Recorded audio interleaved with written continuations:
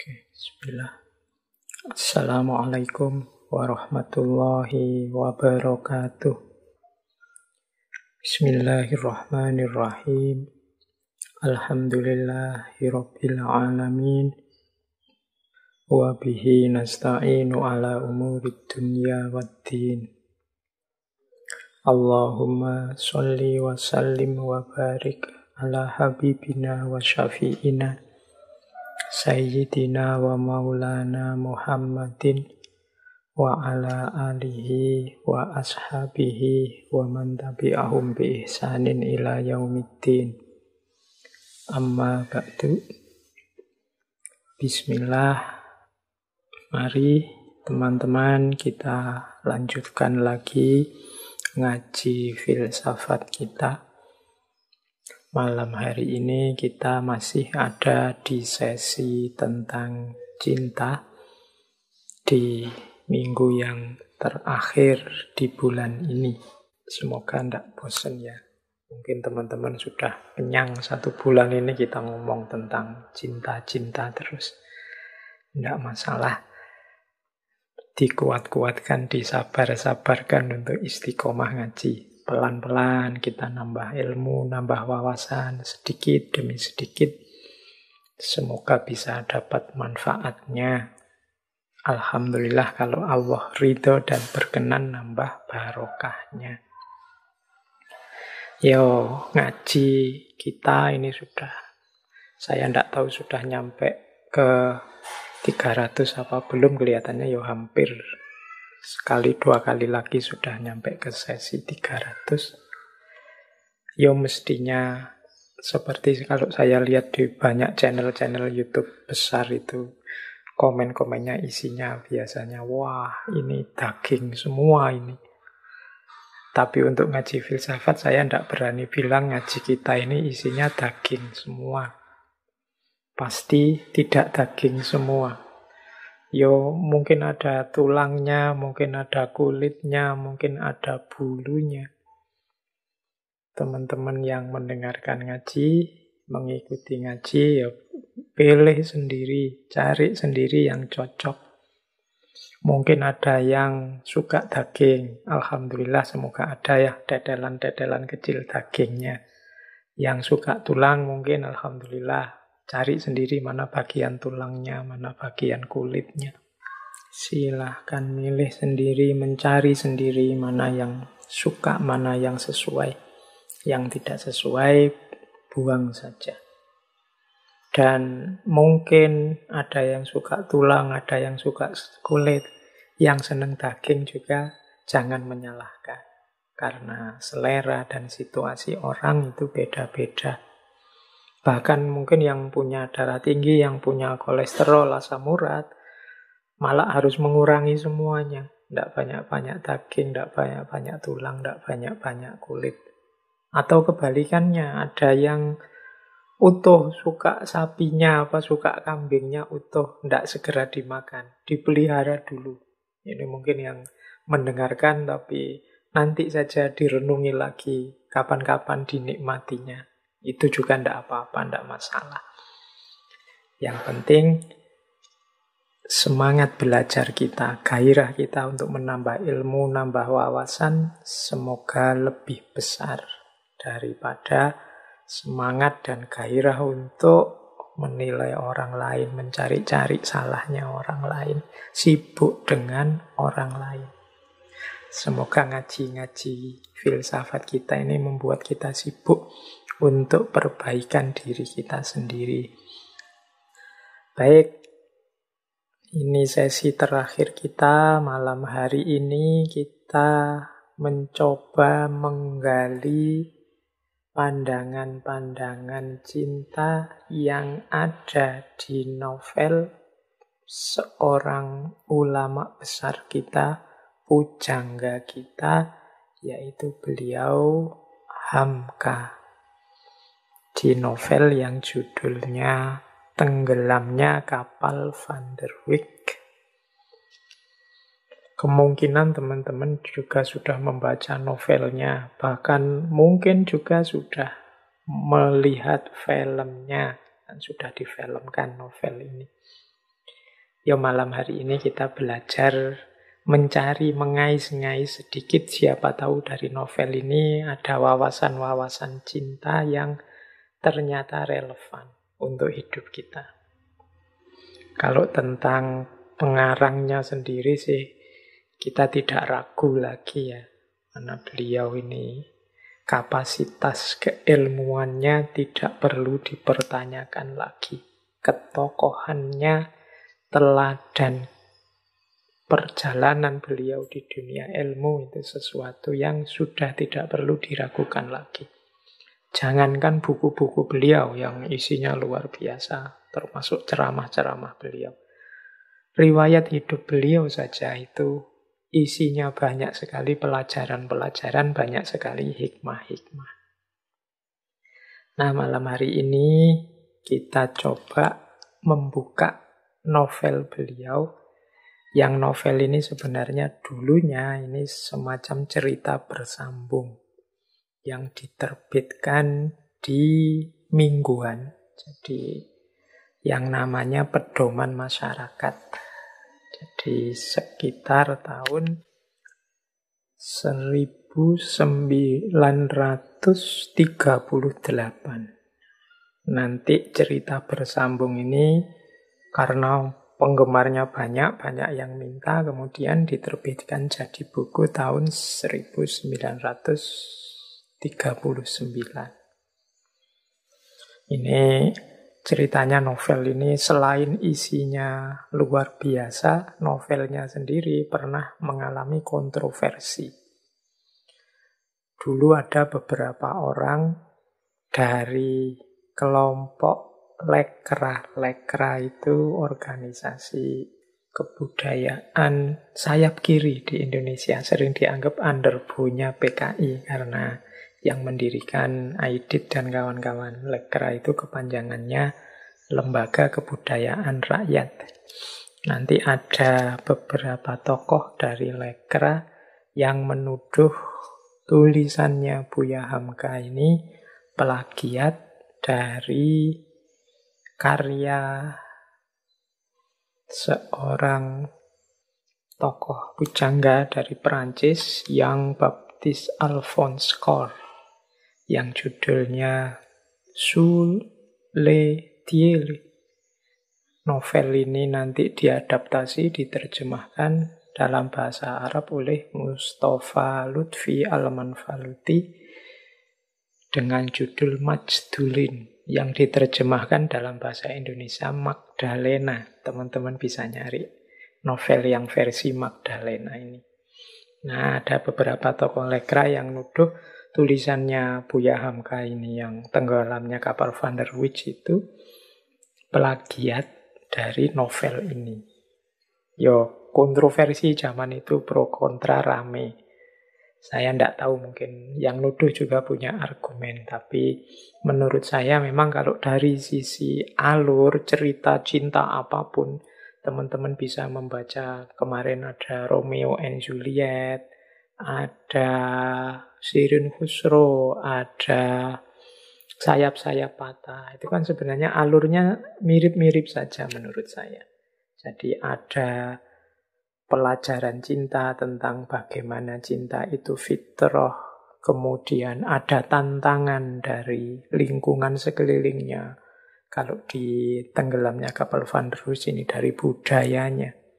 Kalau di Romeo and Juliet dari tradisi feodal kebangsawanan saat itu. Kalau di Khalil Gibran sayap-sayap patah, tantangannya dari kelompok agamawan yang menindas. Selalu ada itu. Jadi ada jatuh cinta, ada tantangannya, kemudian perjuangan jatuh bangun tokohnya dalam cinta, dan terakhir pengorbanannya. Akhirnya juga sama-sama mati. Sama-sama dikubur berdua. Alurnya menurut saya mirip. Jadi mungkin perlu dipertanyakan lagi kalau menurut saya, kalau ada yang bilang ini hanya plagiat saja. Karena istilah plagiat kalau hari ini itu kan kita menyebutnya cuma nyontoh saja. Kayak teman-teman mungkin nulis skripsi, tesis, disertasi karena malas mikir terus hanya ngutip saja. Tapi saya kira karya Buya Hamka ini punya originalitasnya sendiri, baik dari sisi settingnya, dari sisi tokoh-tokoh, dan dari sisi originalitas unsur-unsurnya, termasuk masuknya pandangan-pandangan agama di dalamnya. Itu kalau menurut saya, jadi dia punya sisi originalitasnya sendiri. Yang tertarik dengan perdebatan kontroversi tentang novel ini, silahkan cari di Google, itu cerita-ceritanya banyak.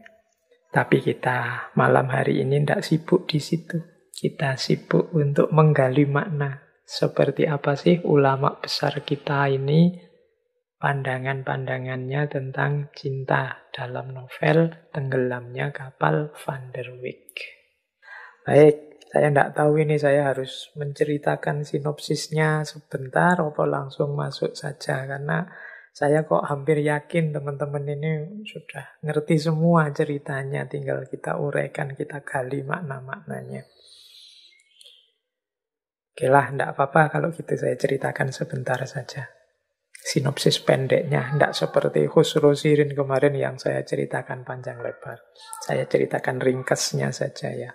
Jadi novel ini tokoh utamanya adalah Jainuddin dan Hayati. Dua orang yang saling jatuh cinta. Jainuddin ini anak muda yang hidupnya pahit terus. Sejak bayi, sejak kecil. Jadi ayah ibunya meninggal waktu dia kecil, nanti dia dibesarkan oleh pengasuhnya. Namanya Mak Base.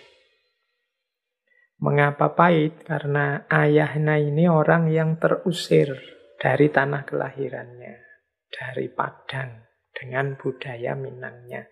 Jadi ayahnya ini ceritanya dicurangi oleh salah seorang keluarganya, kemudian dia marah, tidak sengaja keluarga yang mencurangi dia ini terus terbunuh. Sehingga dia dipenjara.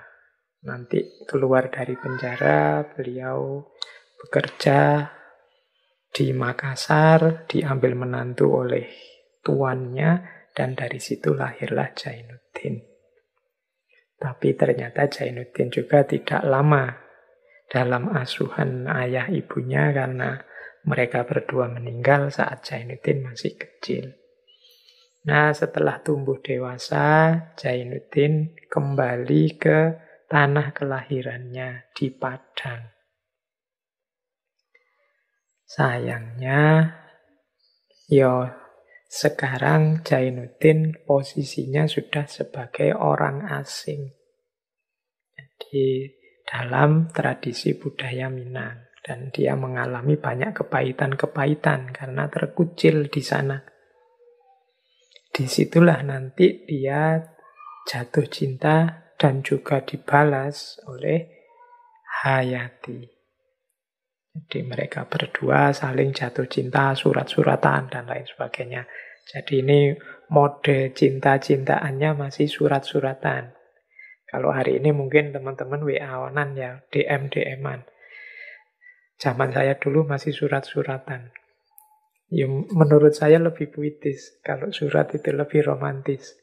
Kadang-kadang nulis surat satu saja itu bisa menghabiskan setengah buku.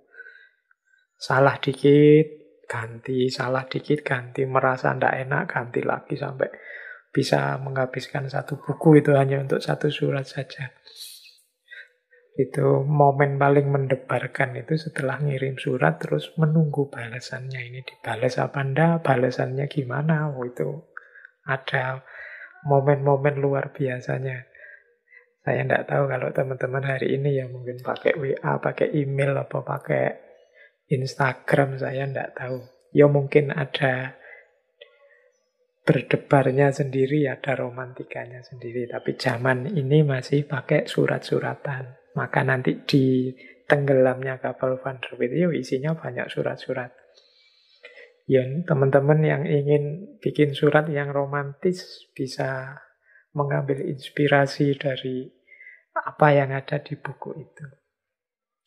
Nah, sayangnya percintaan dua anak muda ini, Hayati dan Jainuddin ini dianggap tidak selevel, tidak sekufu. Jadi Jainuddin karena dianggap orang asing. Akhirnya jadi gunjingan. Jadi diomong orang. Ini sehingga orang-orang yang dekat dengan Jainuddin dan dekat dengan Hayati kemudian mencoba untuk menasihati mereka, mbok yo ndak usah cinta-cintaan, nanti malah susah loh kalian berdua ini karena ndak selevel, ndak cocok. Nah, karena ingin menjaga Hayati, Hayati juga karena kasihan pada Jainuddin, akhirnya Jainuddin ini menjauh dari dekatnya Hayati, dari daerah mereka tinggal. Daerahnya namanya Batipuh. Jadi tinggal di tempat yang jauh biar gunjingan itu hilang. Sekalian nanti Jainuddin sambil belajar juga bekerja untuk mengumpulkan uang, mengumpulkan biaya, siapa tahu nanti bisa melamar Hayati. Yo, surat-suratannya tetap jalan terus meskipun jauh. Nah, peristiwa tragisnya kemudian muncul setelah ini. Jadi yang pertama nanti pengasuhnya Jainuddin yang tadi namanya Mak Base ini meninggal dan meninggalkan warisan, tinggalan orang tuanya dulu. Nah, dengan bekal warisan ini Jainuddin kemudian bertekad akan melamar Hayati. Dia berkirim suratlah pada keluarganya Hayati. Sayangnya oleh keluarganya Hayati ditolak lamaran ini karena Hayati sedang dilamar juga oleh anaknya saudagar kaya namanya Ajis. Dan yang diterima yo lamaran anaknya saudagar kaya ini. Patah hatilah Jainuddin. Wah, 2 bulan dia sakit, tidak bangun dari tempat tidur. Sampai kemudian dia dimarahi oleh seorang temannya. Namanya Muluk. Teman ini sebenarnya anaknya tempat Jainuddin kos. Temannya ini awalnya agak preman, tapi kemudian preman yang baik hati sehingga bisa akrab dengan Jainuddin, kemudian membantu Jainuddin bangkit.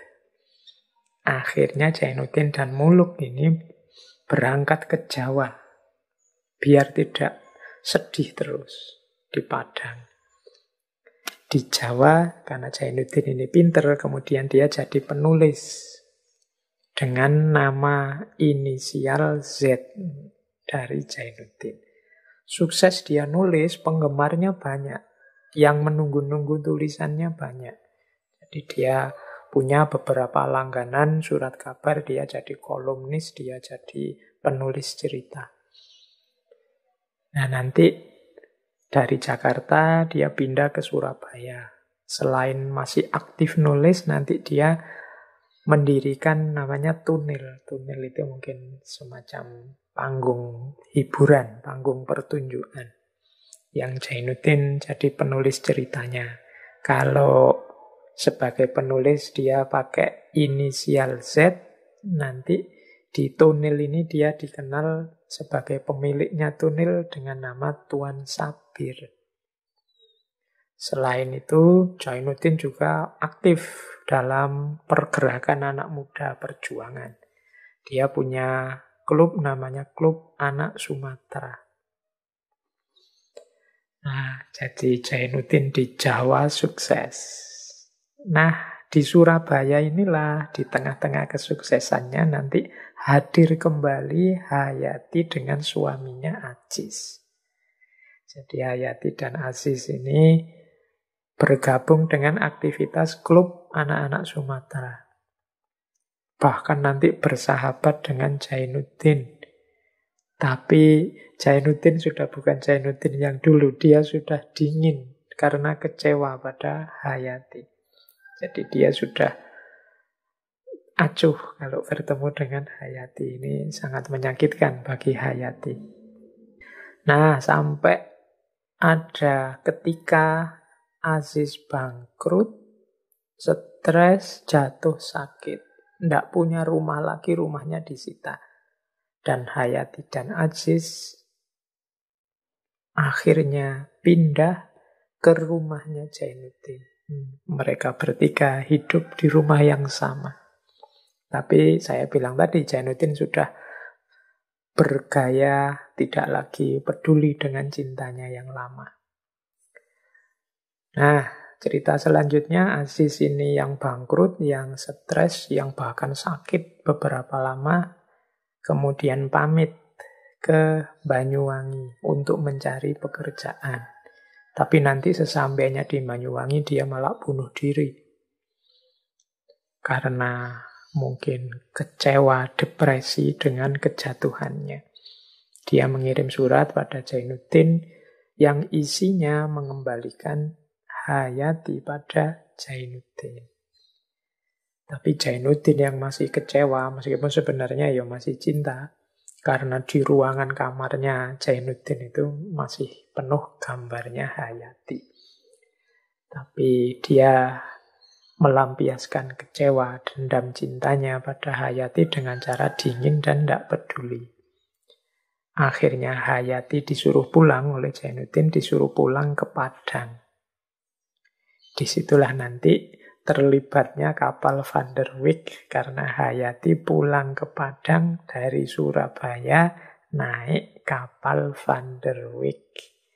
Kemudian terjadi bencana, kapalnya tenggelam, Jainuddin sungguh menyesal, akhirnya dia juga jatuh sakit, akhirnya meninggal dan dikubur bersama. Akhirnya sama ya. Dengan banyak cerita-cerita novel yang kita angkat bulan ini. Oke, sekarang kita gali. Ada makna-makna cinta apa saja di balik novel itu.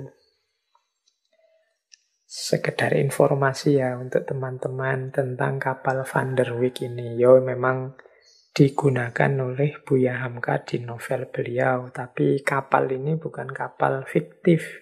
Kapal Van der Wijk ini memang benar-benar ada. Jadi kapal ini milik maskapai pelayaran Belanda saat itu. Nama Van der Wijk itu diambil dari nama Gubernur Jenderal Hindia Belanda. Namanya Karel Herman Ad van der Wijk. Dia ini berkuasa tahun 1893 sampai 1899. Ya kapal ini populer sebenarnya. Dulu misalnya Muhammad Hatta dan Sultan Syahrir ketika dibuang ke Ndigul itu juga naik kapal Van der Wijk ini. Nah tapi memang kapal ini kemudian kisahnya berakhir tanggal 20 Oktober 1936. Sebagaimana diceritakan di novel Tenggelamnya Kapal Van der Wijk. Jadi ini memang benar-benar ada peristiwa kapal Van der Wijk yang tenggelam. Jadi ini kapal ini tenggelam di selat antara Pulau Madura dan Surabaya. Saat hendak berlayar dari Surabaya ke Tanjung Priok.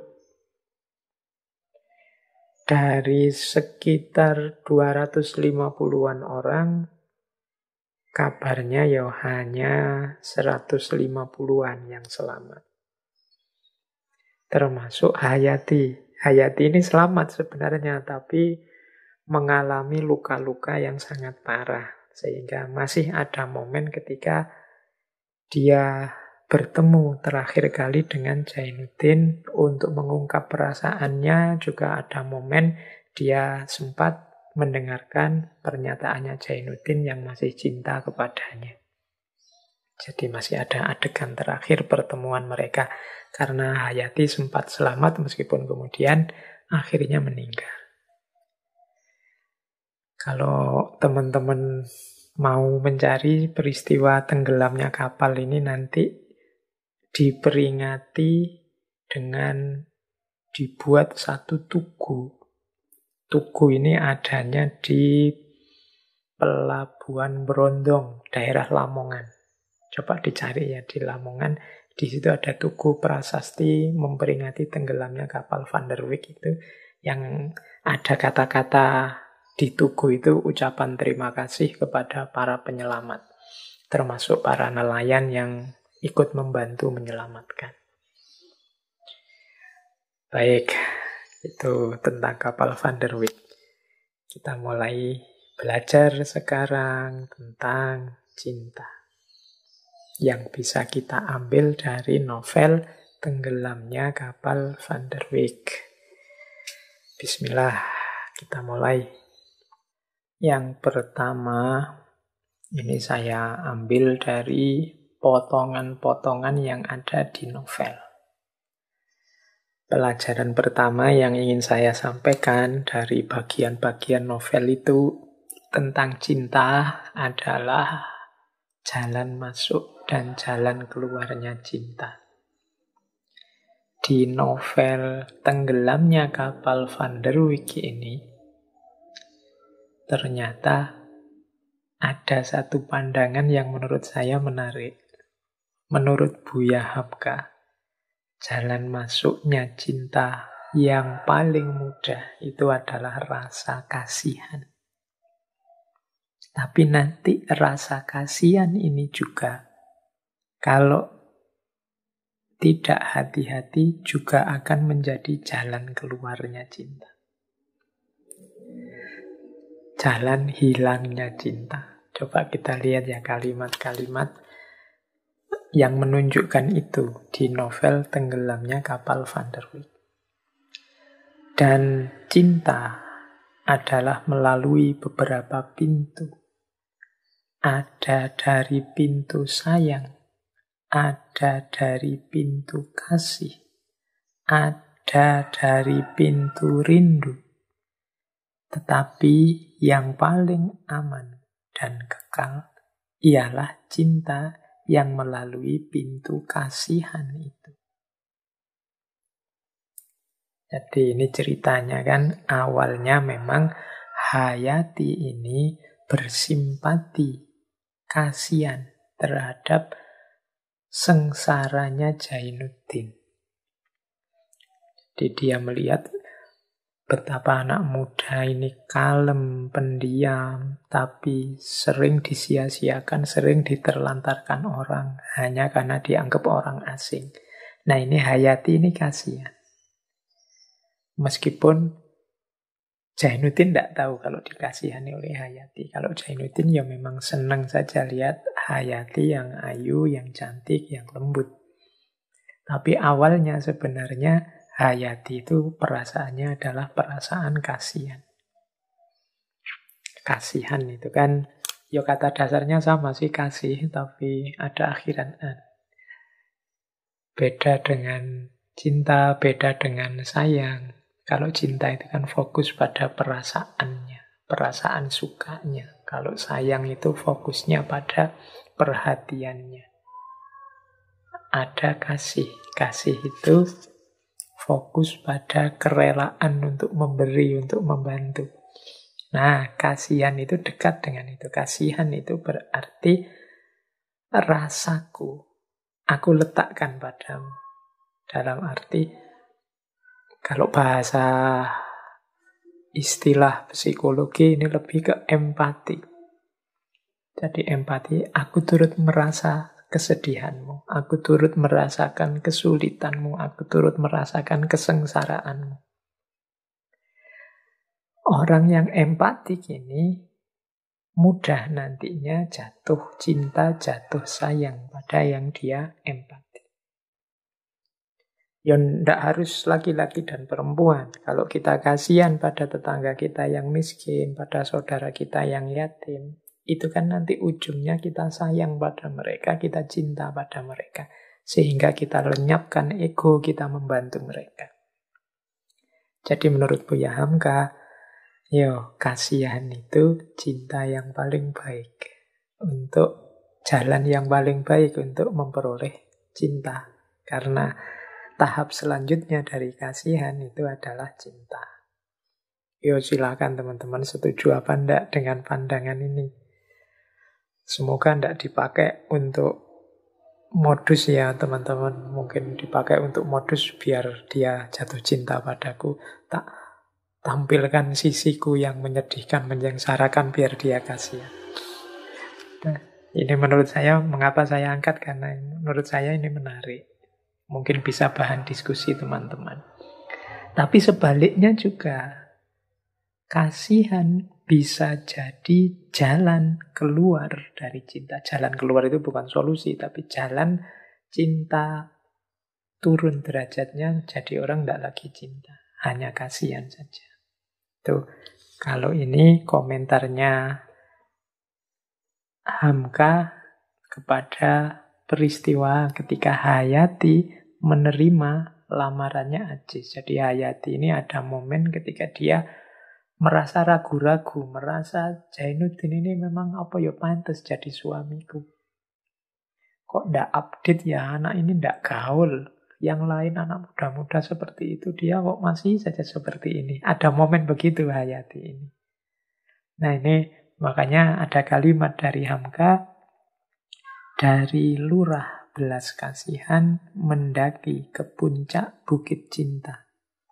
Sekarang telah menurun kembali kepada lurah kasihan. Dan cinta bila mana telah menurun kepada belas kasihan, tandanya lama-kelamaan dia akan berangsur turun. Kalau yang tadi dari kasihan ke cinta, kalau ini sebaliknya, dari cinta jadi kasihan. Ketika awalnya cinta, sekarang kasihan, kata Hamka, biasanya lama-lama cintanya surut. Karena kasihan ini sesuatu yang sifatnya sementara, tidak selamanya. Kalau situasi orang yang dikasihani berubah, bisa jadi kasihannya hilang. Beda dengan cinta. Kalau cinta itu apapun kondisi yang dicintai, cinta tidak akan berubah. Tapi kalau dari cinta, hanya tinggal kasihannya saja, biasanya lama-lama cinta itu akan susut dan hilang. Jadi jalan masuk dan keluarnya ternyata sama, yaitu rasa kasihan. Ini pendapatnya Buya Hamka. Silahkan teman-teman mendiskusikan ini. Apa benar rasa kasihan itu bisa memancing orang, membawa orang ke dunia cinta, sekaligus membuat orang terpental dari dunia cinta. Hayati tadi, ketika dia tahu asiknya kehidupan anak muda kota, sebagaimana diperagakan oleh Ajis dan kawan-kawannya, dia kasihan melihat Jainuddin. Dia ragu-ragu, sebenarnya dia ingin ninggal Jainuddin. Apa pantes Jainuddin sama aku? Wong Jainuddin anak out of date, bahasanya hari ini kan itu. Tapi dia kasihan pada Jainuddin. Mosok Jainuddin tak tinggal. Padahal kita sudah sekian lama saling berbagi rasa, saling berjanji untuk setia. Mosok tak tinggal, kasihan. Nah ini teman-teman yang mungkin mengalami momen ini harus hati-hati. Berarti cinta sudah turun hanya ke level kasihan saja. Kita sudah pacaran lama Pak, sudah bertahun-tahun. Kalau mau saya tinggal dia, kasihan. Kalau sudah sampai cinta tinggal kasihan, itu katanya Hamka, biasanya akan semakin susut, semakin susut. Biasanya nanti ada masalah kecil saja dibesar-besarkan. Seolah-olah itu problem yang besar yang tidak bisa dimaafkan. Padahal itu problem kecil saja.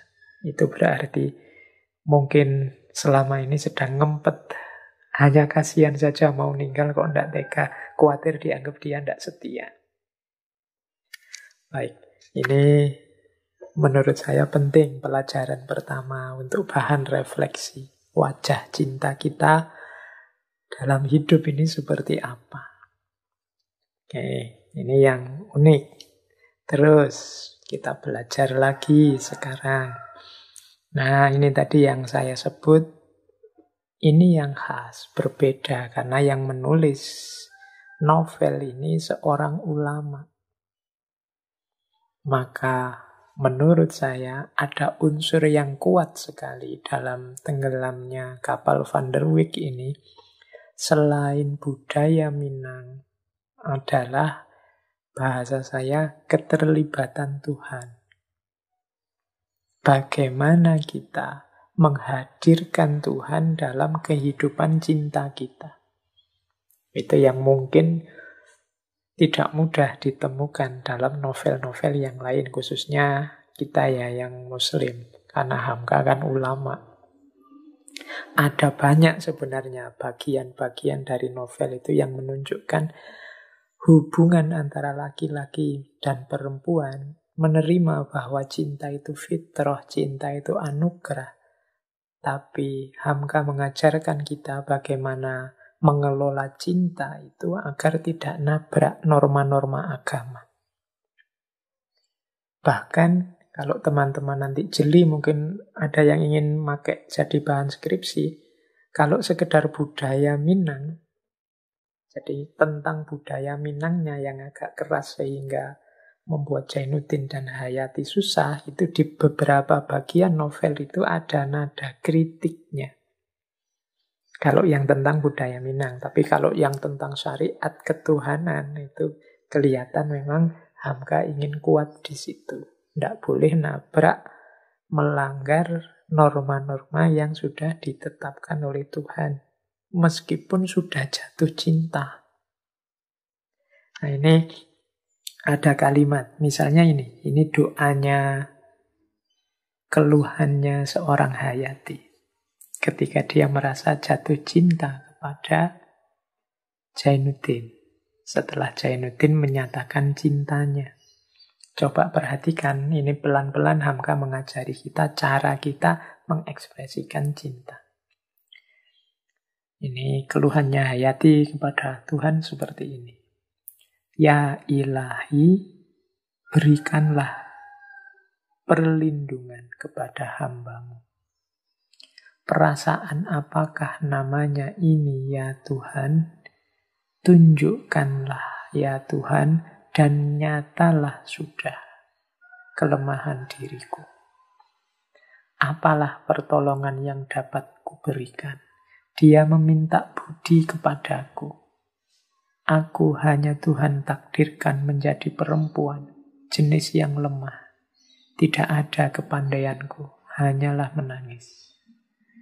Tuhanku, sebenar-benarnya hamba-Mu ini kasihan kepada makhluk yang malang itu. Oh Tuhanku, hamba sayang akan dia, hamba cinta dia. Jika cinta itu suatu dosa, ampunilah dan maafkanlah. Hamba akan turut perintah-Mu. Hamba tak akan melanggar larangan, tak akan menghentikan suruhan. Akan hamba simpan, biarlah orang lain tak tahu, tetapi izinkan hamba ya Tuhan. Ini pernyataan jujur Hayati kepada Tuhan. Dia mengadukan rasa yang muncul dalam dirinya. Ya Tuhan, kok muncul rasa ini? Kok ada rasa cinta ini pada makhluk-Mu yang lain? Kalau ini dosa, ampuni dan maafkanlah. Dan selanjutnya tetap hamba akan turut perintah-Mu, hamba tak akan melanggar larangan, tak akan menghentikan suruhan. Jadi ini dia bertekad, meskipun ini cinta, meskipun ini fitrah, rasa yang tidak bisa aku tolak ya Allah, hamba akan tetap mengikuti perintahmu, menjauhi laranganmu, menetapi kewajiban darimu. Ini menurut saya ini pelajaran dari Buya Hamka. Cinta yo cinta, tapi tolong jangan diekspresikan di jalan yang melanggar perintahnya, nabrak kewajiban kita, kemudian membantah kebaikan, kebenaran yang sampai pada kita, meskipun itu ya cinta. Ini kalau saya ini bisa diperluas, tidak hanya cinta laki-laki dan perempuan. Cinta kita pada apapun, jangan sampai nabrak Allah di level apapun. Sering saya sampaikan, cinta yang ada dalam diri kita itu anugerah yang luar biasa dikaruniakan oleh Allah pada kita. Kita jadikan cinta itu kendaraan kita untuk menuju Allah. Kita jadikan cinta itu anugerah dari Allah yang membuat kita semakin dekat dengan Allah. Jadi caranya begitu. Kalau dalam agama ya, anugerah dari Allah itu kan tidak mungkin negatif. Dia pasti positif asal kita bisa menggunakannya di jalan yang positif. Maka mendapat anugerah apapun, harta, kepandaian, kesempatan, kekuatan, kekuasaan, termasuk cinta, semoga bisa kita gunakan untuk semakin mendekat kepadanya, kepada Allah. Jadi kita memperoleh cinta itu dari Allah, kita menjalani cinta dengan tetap melibatkan Allah, dan perjalanan cinta kita tujuannya adalah Allah, sehingga setiap saat kehidupan kita dengan bekal cinta ini semakin dekat dengan Allah. Itu rumusnya. Kita lanjutkan lagi bagaimana cara melibatkan Tuhan, melibatkan Allah dalam cinta. Nah, kalau tadi kalimat-kalimat dari Hayati, sekarang kalimat-kalimat dari Jainuddin. Ini komentarnya Jainuddin. Ini menegaskan yang saya sampaikan tadi. Kalau ada kepercayaanmu demikian, maka Tuhan tidak akan menyia-nyiakanmu. Jadi ini kan tadi Hayati memasrahkan semua kepada Tuhan, kepada Allah, dan Allah pasti memberikan yang terbaik. Dan disambut oleh Zainuddin, kalau kepercayaanmu demikian, maka Tuhan tidak akan menyia-nyiakanmu. Ini kalau bahasa hadis qudsinya, ana inda dzonni abdi. Kalau kita punya prasangka positif, ya insya Allah itulah yang akan terjadi. Sembahlah dia dengan khusyuk. Ingat dia di waktu kita senang, supaya dia ingat kepada kita di waktu kita sengsara. Dialah yang akan membimbing tanganmu. Dialah yang akan menunjukkan haluan hidup kepadamu. Dialah yang akan menerangi jalan yang gelap. Jangan takut menghadapi cinta. Ketahuilah bahwa Allah yang menjadikan matahari dan memberinya cahaya. Allah yang menjadikan bunga dan memberinya wangi. Allah yang menjadikan tubuh dan memberinya nyawa. Allah yang menjadikan mata dan memberinya penglihatan. Maka Allah pula lah yang menjadikan hati dan memberinya cinta. Jika hatimu diberinya nikmat pula dengan cinta, sebagaimana hatiku, marilah kita pelihara nikmat itu sebaik-baiknya. Kita jaga dan kita pupuk. Kita pelihara supaya jangan dicabut kembali oleh Tuhan. Cinta adalah irodat Tuhan. Dikirimnya ke dunia supaya tumbuh. Kalau dia terletak di atas tanah yang lekang dan tandus, tumbuhnya akan menyiksa orang lain. Kalau dia datang kepada hati yang keruh dan kepada budi yang rendah, dia akan membawa kerusakan. Tetapi jika dia hinggap kepada hati yang suci, dia akan mewariskan kemuliaan, keikhlasan, dan taat kepada ilahi. Jadi inilah caranya kita melibatkan Allah dalam cinta kita. Berarti caranya apa? Kita hidupkan cinta sesuai dengan jalan yang diridhoi oleh Allah. Jangan sampai kita sembarangan sehingga cinta itu oleh Allah dicabut kembali.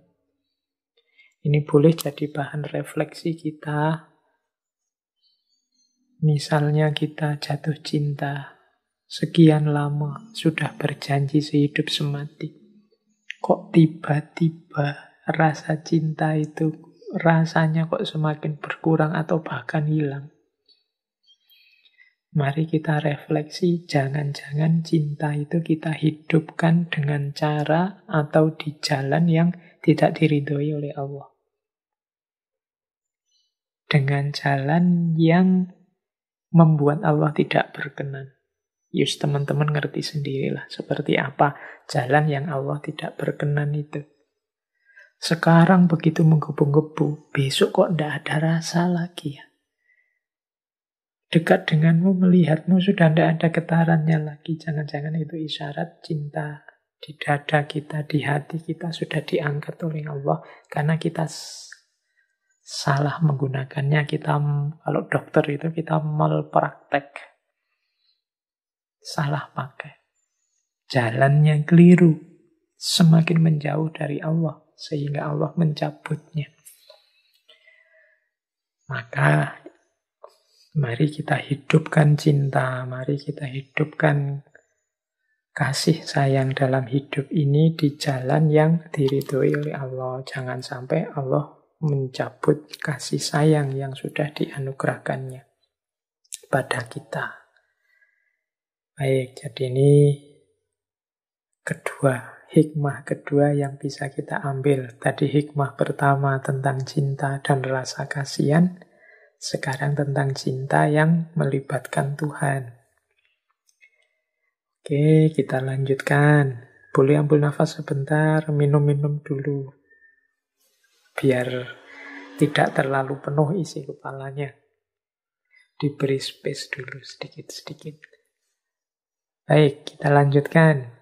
Yang selanjutnya bisa kita ambil pelajaran dari tenggelamnya kapal Van der Wijk dalam hal cinta adalah aspek kekuatan dan kelemahan cinta.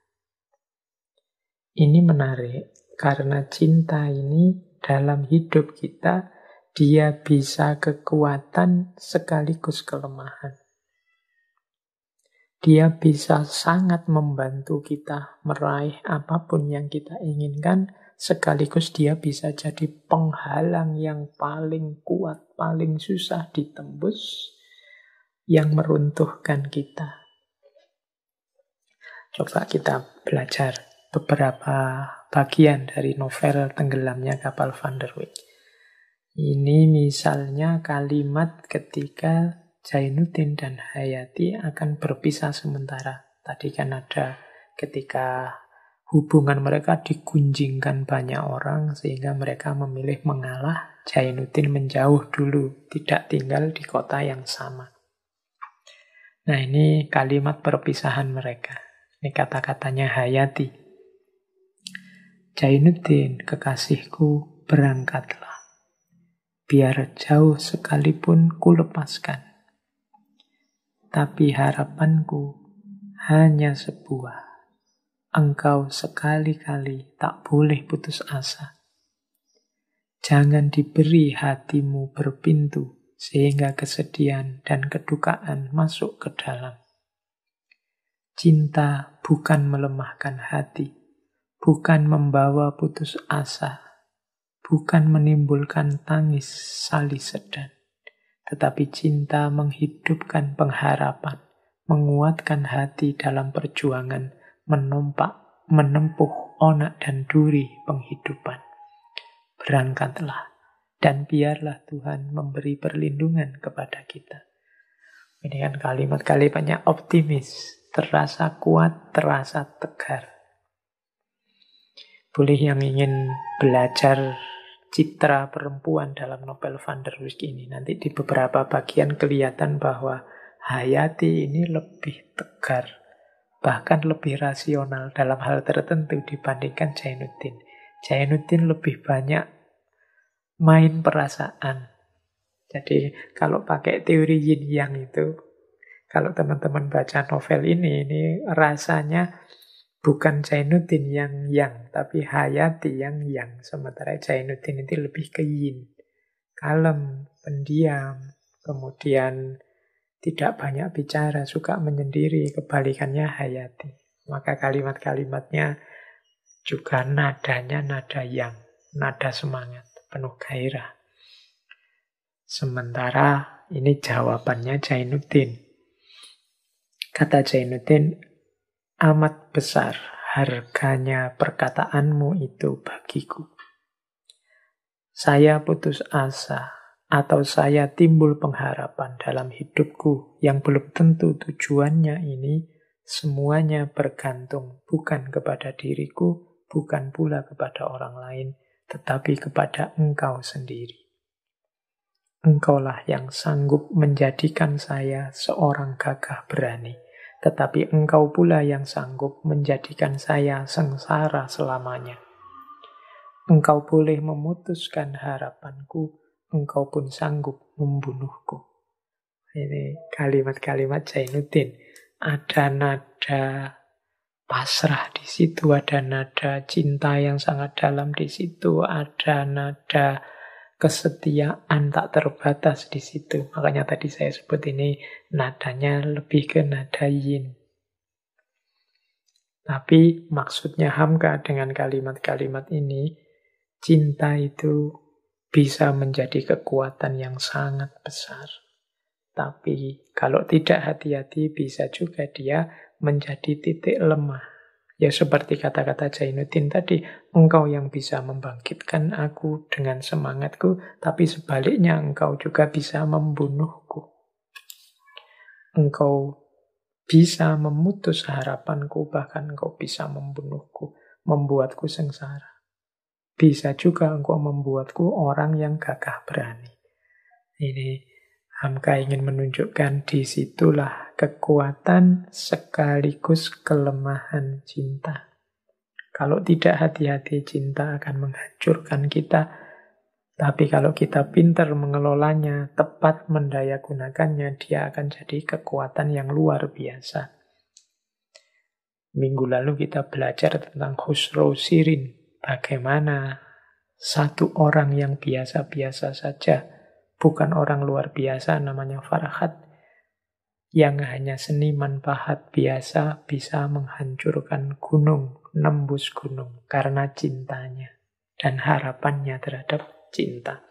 Tapi begitu kecintaannya dikabarkan meninggal, detik itu juga dia meninggal juga. Itu kan berarti dia kekuatan yang dahsyat, tapi juga titik lemah yang luar biasa. Itu juga ada kalimat yang menunjukkan bagaimana cinta bisa membuat orang lemah dan jatuh. Ini kalimat setelah Jainuddin patah hati. Laki-laki menyimpuh, menadahkan tangan harapan di hadapan seorang perempuan yang dicintainya. Kalau harapan itu masih ada, tetapi turunlah mutunya sebagai laki-laki. Kalau orang telah jelas enggan, dia masih mendekat juga. Tetapi kalau cinta telah mendalam, walaupun bagaimana tebalnya perasaan sebagai laki-laki, badan meremuk juga, laksana ayam terkena penyakit menular. Ini Hamka menceritakan kondisinya Jainuddin dengan menunjukkan Biasanya laki-laki itu gengsi. Biasanya laki-laki itu yang jantan adalah tidak mungkin dia mengemis-ngemis minta diterima cintanya. Apalagi sudah jelas ditolak. Kalau ada laki-laki yang seperti ini, jangan ngaku laki-laki. Turunlah mutunya sebagai laki-laki. Kalau orang telah jelas enggan, dia masih mendekat juga. Semoga tidak ada yang tersinggung ya dengan kalimatnya Buya Hamka ini. Kalau ditolak ya sudah, kalau tidak diterima ya sudah. Cari yang lain lah, jangan ngotot di situ terus. Nanti mutu laki-lakinya turun. Ini saya potong dari novel loh ya, bukan dari saya. Tapi katanya Buya Hamka, kalau memang cinta itu sejati, cinta itu sampai mendalam, sejantan apapun laki-laki, sekuat apapun laki-laki, kalau ditolak atau diputus cintanya, badan meremuk juga, laksana ayam kena penyakit menular. Jadi tidak usah gaya jantan, karena kalau itu memang benar cinta, ditolak, dipatahkan cintamu, badanmu akan meremuk juga, laksana ayam kena penyakit menular. Stres juga, depresi juga, jatuh juga. Bahkan Jainuddin sakit, tidak bisa bangun dari kasurnya sampai 2 bulan. Itu menunjukkan bahwa cintanya memang dalam dan sejati. Kalau sudah sampai di titik ini, tidak usah ngomong jantan lagi. Tapi yang kita bahas adalah itu memang benar cinta. Tidak sekedar ingin senang-senang dalam cinta. Bahkan ceritanya Jainuddin ini kan sampai ketika Hayati akan menikah dengan Aziz, dia meminta Muluk untuk meneliti siapa Aziz itu. Ternyata dari informasinya Muluk, Aziz ini anak ndak beres, suka gonta-ganti perempuan, suka membawa perempuan ke rumah, suka main judi, suka minum-minum. Ini menambah berat bebannya Jainuddin. Ketika dia ngirim surat mengingatkan Hayati, balasannya Hayati malah menyakitkan. Dianggapnya Jainuddin ini cemburu saja, ndak ikhlas saja. Itu semakin memukul Jainuddin. Itu dalam ceritanya begitu. Jadi akhirnya Jainuddin ambruk. Untung saja dia punya seorang sahabat, meskipun mantan preman, namanya Muluk. Muluk inilah nanti yang membesarkan hatinya Jainuddin, membangkitkan dia kembali dari kekecewaan-kekecewaannya. Baik, jadi pelajaran kesekian dari Buya Hamka tentang cinta. Cinta adalah kekuatan dan sekaligus kelemahan. Teman-teman yang oleh Allah dianugerahi dengan cinta, kelolalah itu dengan baik. Seperti saya jelaskan ketika sesi Khusro dan Sirin. Energi cintamu manfaatkan untuk hal-hal yang positif, yang manfaat, yang maslahat. Baik untuk kalian berdua maupun syukur-syukur bisa untuk lingkunganmu, masyarakat secara umum. Jangan melakukan hal-hal yang terlarang. Apalagi dilarang oleh Allah, apalagi dimurkai Allah. Karena dengan melakukan itu sebenarnya kalian sedang meruntuhkan cintamu sendiri. Kalian sedang menunjukkan bahwa cintamu tidak murni. Cintamu hanya mengejar kesenangan egomu belaka. Baik, ini pelajaran-pelajaran. Kita belajar lagi selanjutnya. Ada juga pelajaran tentang cinta dan negosiasi keduniaan. Ini kalau ini istilah dari saya ya. Jadi ini mungkin tepatnya cinta yang masih punya syarat. Cinta yang tidak murni. Ada kalimat yang menurut saya bisa kita telaah. Jadi kalimatnya seperti ini. Biarpun permintaannya misalnya diterima orang, lantaran uangnya banyak. Kalau begitu pertaliannya dengan Hayati bukan pertalian hati, tapi pertalian harta. Harta boleh banyak dan boleh habis. Harta yang banyak bukan menimbulkan cinta yang murni dalam hati kedua belah pihak.